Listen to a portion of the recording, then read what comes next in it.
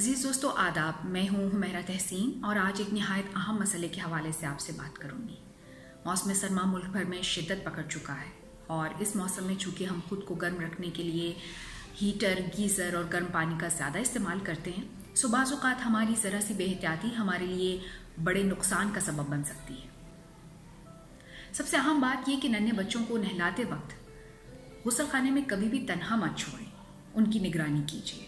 इसी तरह बावर्ची खाने में काम करते हुए नन्हे बच्चों को अपने आसपास मत आने दीजिए। आप खुद खाने पकाने का काम कर रहे हों तो इस बात का खास ख्याल रखें कि आपका दुपट्टा, आस्तीन या लिबास का कोई हिस्सा आग से ना छुए। घर में अगर कोई तार खराब हो जाए, बरक़ी आलात खराब हो जाएं, कोई स्विच बोर्ड खराब हो तो उनको फौरी ठीक कराएं। बरक़ी आलात का इस्तेमाल बिस्तर के करीब हरगिज़ मत कीजिए। हंगामी हालात की सूरत में आप